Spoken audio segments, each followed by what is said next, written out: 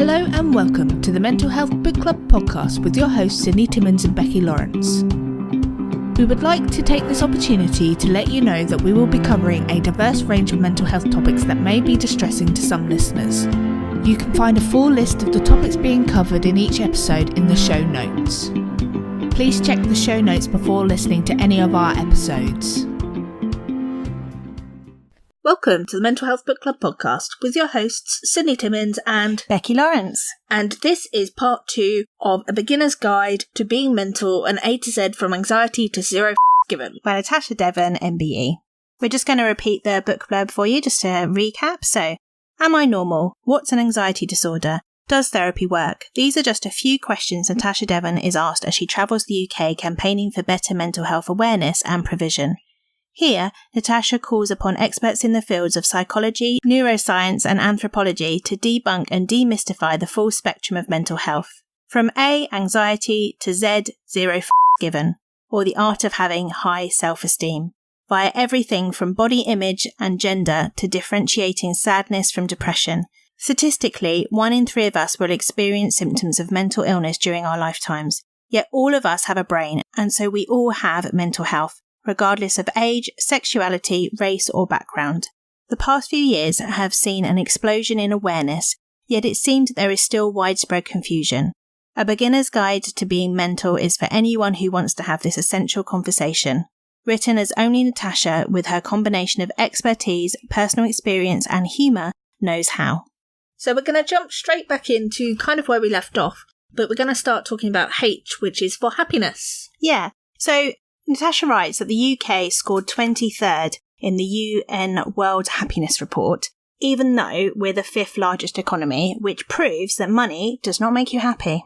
I completely agree. Money does not make you happy, although it can help with the level of happiness, particularly if you are under the poverty line or you are not making enough to be able to live a basic life. Basic existence. Yeah, with sort of your primary needs met. And a study in America actually in 2000 and updated in 2017 actually said this. So happiness rated under $10,000 a year was quite low. And there was a significant difference between those people and people that earn between $10,000 and $50,000. Which would be considered more of a living wage. Yeah. However, when they looked at if you earned $50,000 a year plus, the difference in happiness was quite negligible. And so that kind of shows you that actually, as long as you've kind of got your basic money to survive and to live a relatively normal, happy life in the basics,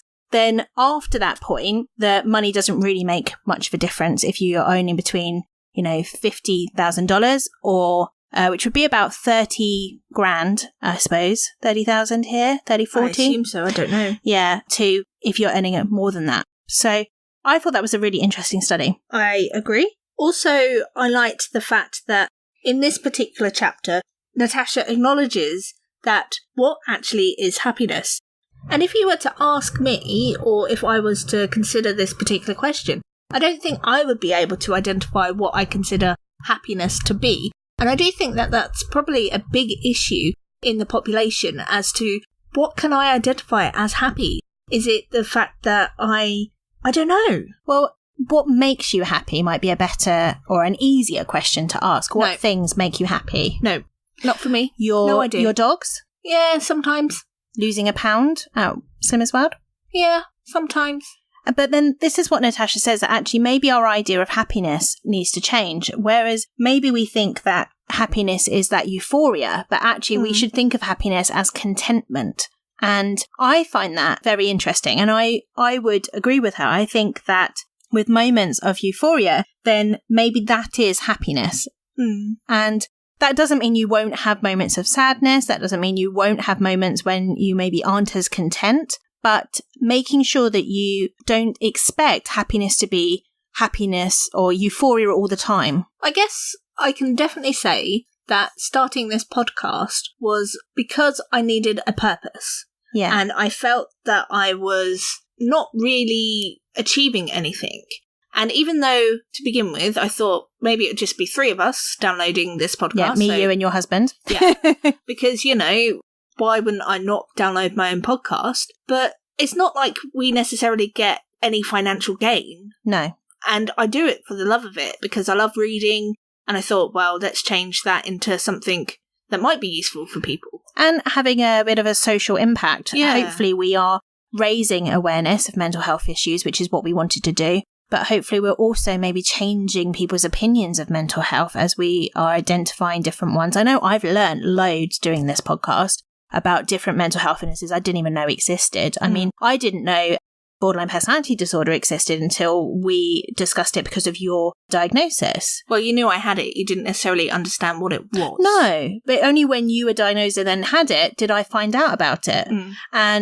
And then did research and talked and we discussed and that's how I found out about it. But otherwise I might not have known about it. So hopefully this podcast gives other people an education on different types of mental illness because we cover so many different things. Yeah. So I definitely think this podcast has made me happier. I think, yes, for me as well. And I don't know, regardless if no one was listening to it, I think I'd still be producing it anyway. Yeah. Because it does take me a lot of time. It's not like it's a 5-minute sit down and have a chat. It's a post-editing and then uploading and tweeting and Facebooking and all of those kind of things to support the podcast as well. So yeah, I do it for the love and the happiness.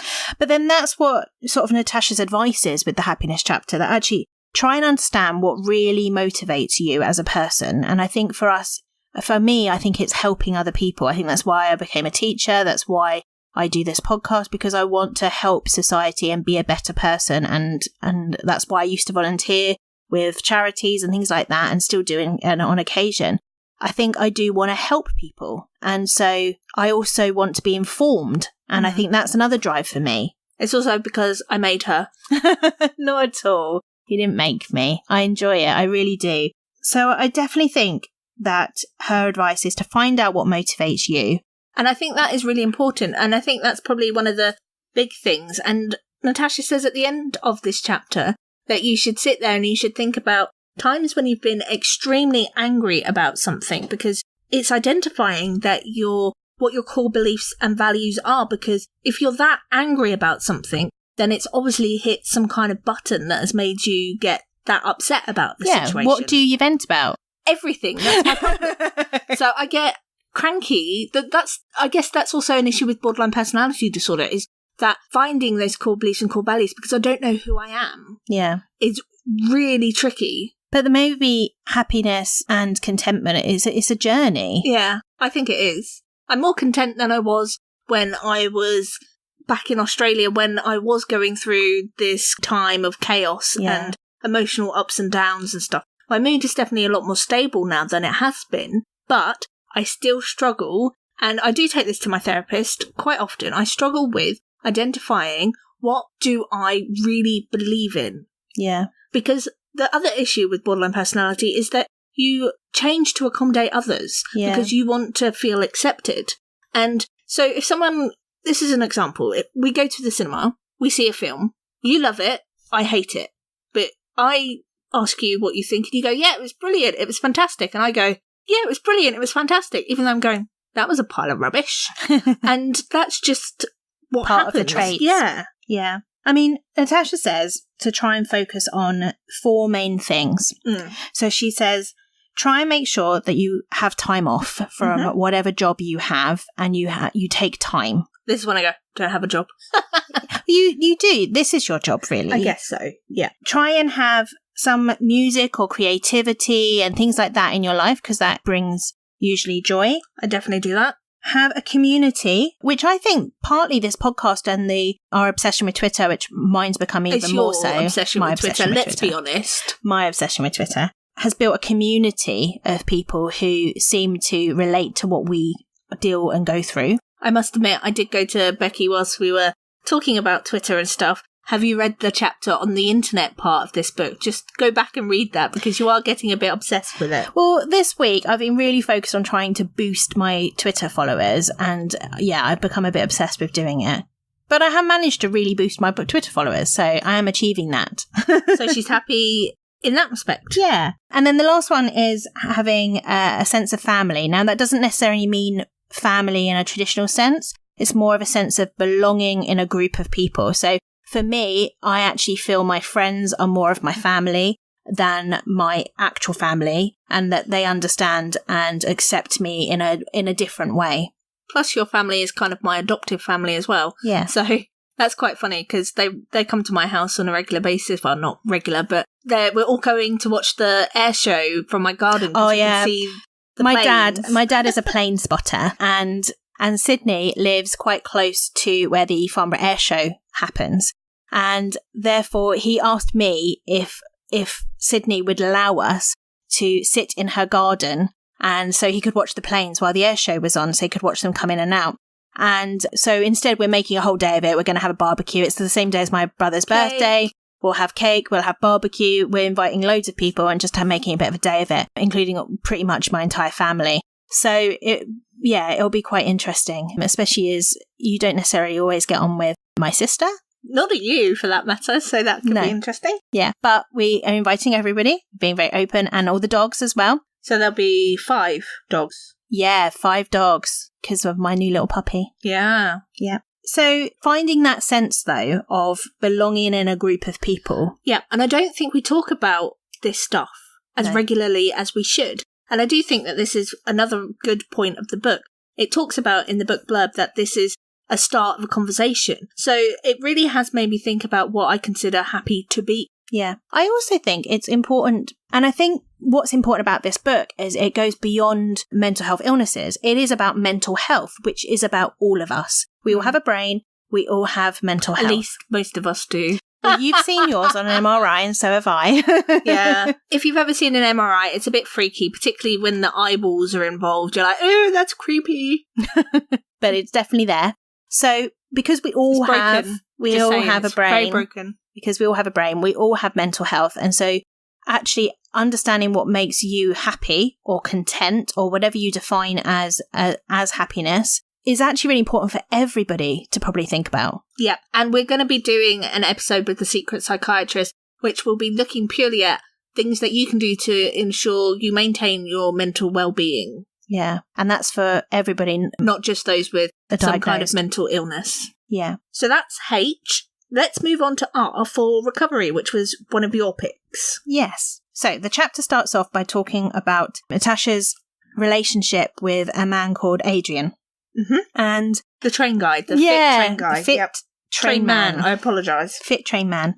And this is when she is a legal secretary in Cambridge. She's living in Hertfordshire, so the train journey is about an hour, and she's always falling asleep. And drooling and snoring. No, we don't know this. Yeah. We're just assuming. And then one day she wakes up, and he's not sitting opposite her this time, which is unusual. But then she hears him say, "So do you like waking up next to me then?" Which is really cheesy. And she says that. Can I just say that that's the worst pickup line I've heard in a long time. But anyway. But then after they've done a bit of dating but realise actually they're not meant to be romantically involved, they end up being really good friends. And what I think is really sweet about this is when she's going through the worst time of her mental health illness, afterwards she actually is asked, why did you stay friends with me? Because so she asks him, yeah? Yeah. Because, just get that so that people understand, yep. Yeah.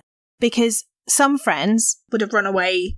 Yeah, and they do. For the hills. They do, because she, as she said, she wasn't a nice person necessarily during that time. She had no self-worth. She was using all the spare money on food and booze and then binging. It was a vortex of self-loathing and self-medication, she said. So, which is heartbreaking. It is. It's horrible to hear what she had to go through. But he's really sweet, and he says, because you were always you.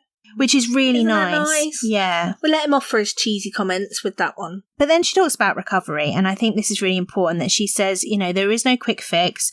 There's nothing that's going to instantly make you better. But she does say it's a gradual peeling away of layers of dysfunction and toxic belief. Yeah. And so when we were at the Twitter HQ and we were watching and having the discussion about the books that Natasha has written and all the things that she does, one of the questions that I really wanted to ask and wasn't able to because I wasn't picked. And time ran out.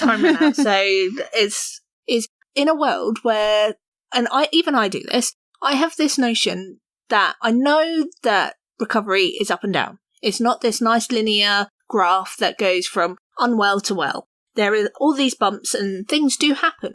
But yet, even so, when I had a relapse in my self-harm, I was so upset about it, even though I knew it was a possibility that it could happen at some point. Do you take it as a failure? Exactly. So how do you get the message out there and that understanding? Because I've got the message, tick, but I haven't really got that understanding and that foresight. I think that comes from all people expect us to be the exception to the rule kind of thing. So it's like people that smoke, they go, oh yeah, well, some people don't get cancer if they smoke. And I believe that the technical term for that is unrealistic optimism or optimistic bias. Yeah, and we are all like that. We don't expect ourselves to be the one that gets sick. A lot of people don't get the flu jab in the winter because, they've never had flu before. Well, it doesn't mean you're not going to get flu this year. Yeah. But some people have that optimism that they are actually, I'm a healthy person, I don't have to do that. Maybe I'm the opposite. I just get everything. So why didn't I think that I would potentially relapse at some stage? Yeah. I don't know. I think it's a mindset, and it's something that is just intriguing as to, okay, we can get the message out there, but how do we then get people to actually realise that they haven't failed as a result of having some kind of relapse? Yeah, no, it's true. And actually, Natasha talks about how when it comes to recovery, there's different stages and for everybody, and you can't deal with everything all at once. Yeah, and I mean, I've been through DBT, which was kind of the initial stage, and then I've moved on to chemotherapy, and there is 3 stages in that, and I'm progressing on to the 3rd stage. I'm now also starting to do some compassionate-based therapy, which is another type of therapy on top of that. And I don't know, in some ways you look at that and you go, is there really ever going to be an end in sight for me and therapy? And in some ways probably not. But then that's maybe part of accepting that you have a long-term, lifelong mental health illness. It isn't something that you're like, there is no magic fix. There's no magic pill. It'd be nice though. It would be, but unfortunately it's not. So Natasha talks about how because of these different stages and because mental health is very complex, we are complex people, that often there's a mixture of mental health illnesses, there's addictions involved, there's coping mechanisms that aren't necessarily always positive for us. And so you actually have to kind of deal with each of these things and find out what the underlying issue is. So Natasha had bulimia nervosa, and she dealt with that first, but actually afterwards has looked back and thought that her bulimia was actually caused by her anxiety. And therefore, if she'd dealt with the anxiety first, it would have been easier to deal with the bulimia because it wouldn't have happened because the anxiety was then more under control. Yeah. And what I'd really like to say at this point to Natasha, if she listens to this podcast and is listening, that I was extremely happy by the fact that she was so candid about her journey with bulimia. She was so upfront. She talked about how that discussing it even now she found difficult, and she actually took time, and it probably wasn't easy when she was writing this book. Well, she says she's still embarrassed by it. Well, yeah, and again, that's a stigma associated with eating disorders, and you kind of go, well, thank you so much for being so open with people, because people do sweep it still under the carpet. Yeah. I think especially when you don't fit the image of someone with an eating disorder, which is stick thin, bones protruding. I'm now overweight, but I did have anorexia, and I believe I still have a lifelong issue with food. But if I told someone I was feeling my anorexia come back, they'd probably look at me and be like, you're overweight, so it's not an issue. Well, that's the other thing. I mean, I would go into wards and things, and I would see patients, and the nursing staff wouldn't refer them to me because they thought they weren't eating if they were an obese person, even though the risk of anorexia in an obese person is exactly the same as someone who is of a regular BMI. Yeah. And so you would go in and you would see them and you go, right, you're not eating. I need to prescribe you or get the doctor to prescribe you some additional nutritional supplements and things. And the nursing staff would be like, what on earth is she doing? And you're like, well, they're at risk too. Yeah. And if you don't get the right nutrition, you still need your basic nutrition. Exactly. You're going to end up, this person is going to end up with bed sores that won't heal. Or they're not going to, nutrition is hugely important to then get people out of hospital. And that's probably a huge thing that hospitals want, is this stopping of bed blockers in some ways. And if that's one way you can achieve it, then you can't turn around and go, well, that person doesn't need to see the dietitian because they're obese. Well, actually, they do, because they're not actually eating. I mean, and also you've got to look at the underlying cause, is what Natasha is saying. But you can't do that without also addressing the other issues. So, for example, if you're intoxicated every time you go to therapy, you're not going to engage meaningfully. Well, if you are malnourished, you're not going to be actually cognitively capable to actually deal with the therapy. And yet you need the therapy to deal with the underlying cause, to help the addiction, to help the malnourished part. Yep. So when I was doing the DBT episode, I went back through all of the stuff that I happen to have, because when I came back from Australia, they gave me a copy of all of my medical records. And one of the things that I noticed that I forgot about was that as part of entering therapy, I had to agree to stop self-harming. Yeah. I had to agree not to turn up drunk or under the influence of any non-prescription medication. And it didn't say anything about nutrition, but I had to agree to those before they would let me into this program. And actually, Natasha talks about that in the chapter, that actually the NHS also have those kind of, which is fair enough. Yeah, you can't turn up to therapy with those things because you're not going to engage properly. But at the same time, they are an issue that also need addressing. And particularly if you're in group therapy as well, if you're not engaging in that group therapy, not only are you doing yourself a disservice, you're also, particularly with DBT, because it's a different type of group therapy, you're putting other people not able to achieve what they want to achieve either because of your inability to... But at the same time, we have to understand that people relapse, and actually, of course. You might not be able to stop drinking alcohol, for example, because that's your coping mechanism. But that's why they then take you out of that group therapy, go back to basics, go back through the trying to get you away from your addiction, and then you go back in when you're at a better place to be able to deal with that situation. So it's kind of, you're thinking all the time about what is best for the individual, not what is best for the NHS. Yeah. So one part of this chapter that I really enjoyed was when it's subtitled, "It's Like Knitting." Okay. And Natasha says how often people say they go back to square one when they relapse and things like that. And she says, actually, it's never like that, because it's like knitting. As you go along, you might drop a stitch, but you've still got the rest of that row. And that doesn't take away from the other bits. It doesn't mean that you suddenly unraveled the whole thing. That you might have to go back to that point where you dropped a stitch, but actually you've still got the rest of the stuff you've knitted. Which I think is a fantastic analogy. Yeah. Because there's been so many times when I've gone, darn it, I've relapsed, I'm back to square one, I've got to start this all again. But actually, I've got more coping mechanisms now. I've got the ability to speak to someone about it. I'm more open about the situation. Yeah. And I tell people rather you know than what to look out for and things like that. And that's what... So she's saying you've got to learn a lot of learning techniques, so you'll never go back to square one. Because you have changed. Yeah. And it's understanding that you maybe feel less devastated by your step backs because actually you have made progress, and understanding and recognizing that, because I think that is really important. And the other part of that is understanding that as you move forward, not everybody who is on the journey with you is going to move forward with you. So we have a belief in our culture that true friendship lasts a lifetime. And I really do hope that some do. For example, my friendship with you. I don't know. It depends if you let me steal Toby or not. But losing a friend isn't a personal failure. It could be that you're just all moving forward and you're no longer compatible in where you are and what you believe. You might have developed an awareness that they haven't. That doesn't diminish the friendship that you had in the past, but it just means that you've kind of taken different forks in a road. And I know that I do beat myself up when I do lose friendships. Yeah. And I think that it's about acknowledging that we're not all going to be together forever. She also talks about not waiting for someone else to save you, which we've talked about before in podcasts, and I think it's really important. That you need the motivation to save yourself. Yeah. She acknowledges that love can make it easier and actually make life more, bearable, but a partner should be someone that you want rather than you need. And actually, codependent relationships aren't the best solution for your mental well-being. No, and infatuation is really powerful, and it makes us think that we've solved issues, but actually the problems are still there and they're underlying, and that's what she kind of recognises. That's probably why we have such a big issue with books, isn't it? That seem to allude to the fact that love fixes everything.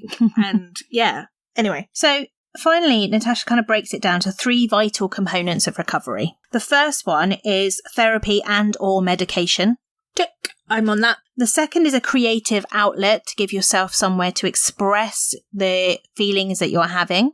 Yeah. And the third one is a supportive friend or mentor that you can have around you. And she says sometimes this might be someone who relates to what you're going through, but sometimes it actually might be someone completely independent. So she said for her bulimia, she often wanted people that thought it was completely alien and didn't understand it. But when it came to her anxiety, she wanted somebody who could relate to what she was feeling. Which is definitely interesting, isn't it? Yeah. And I know that she talks in other chapters about people and talking about how there are chat rooms that have started off as a support group but then have turned, unfortunately, into the competitive, well, this is the best way to do X, Y, and Z. Yeah. Which I think is extremely scary. And I mean, we've even had a book, haven't we? We had the book that was entitled My Heart and Other Black Holes, which you can go back and listen to as an episode. That is episode 11, where there is a chat room that is specifically aimed at trying to find yourself a suicide partner, which we had quite a lot of issues with to begin with. And I think even like once we'd finished the book and when we discussed it, we had quite a lot of issues. But by the end of it, there is a happier ending. And finally, the last bit of this chapter is called Never Give Up. And I think this is really important. It's the message that you should try different things, that you should get the right mix for you. That never give up on the belief that you can and deserve to be the best version of yourself. And whatever you need to do that recovery is going to be different from person to person. It's going to be that you fail sometimes when you try something and then if something else works. And I think it's really important to recognise that. So please never give up. And I mean, we've seen that recently, particularly with people like Diane, who has medication-resistant depression. And she didn't give up. She kept going until she found something that worked. And for her, that was ECT. So, and then a different drug formula that actually has worked for lithium her. And a monoamine oxidase inhibitor. And now that all works. So, never give up. You need to fight for yourself. Especially as she's had a lot of backlash because she wrote an article about having ECT and people who are very against it. And don't be scared by other people's experiences because everybody is different and you will have a different reaction with side effects and to what works and what doesn't work. And I think it's important to recognise that and to think that just because someone somewhere has had a bad reaction doesn't mean you're going to. Yeah. At the same time, just because someone thinks it's the miracle drug doesn't mean you're going to. Exactly. So I think we will leave it there for this one because we have now covered H and R. And in our next episode, we will go to W and X. Yes. So in the meantime, it's okay not to be okay. And if you're not okay, talk. Thanks for listening to this episode of the Mental Health Book Club podcast. If you need additional help with your mental health, please contact the Smaritans on 116-123, which is a 24-hour helpline. And if you need additional information about mental health issues, please visit Mind at mind.org.uk. Our next episode will be on An A to Z, From Anxiety to Zero Given by Natasha Devon, MBE. Our next book will be A Tiny Piece of Something Greater by Jude Sierra by Natasha Devon, MBE. If you'd like to find out more about the MHBC podcast, please visit our website, mentalhealthbookclub.com. We really hope that you enjoy this podcast, and we would like to hear what you think. Please head over to Twitter and follow us at MHBC_podcast, or head over to Facebook and follow our Facebook page, which is Mental Health Book Club. If you would like to show your support further, please share us with your family and friends and leave us a 5-star review wherever you get your podcasts.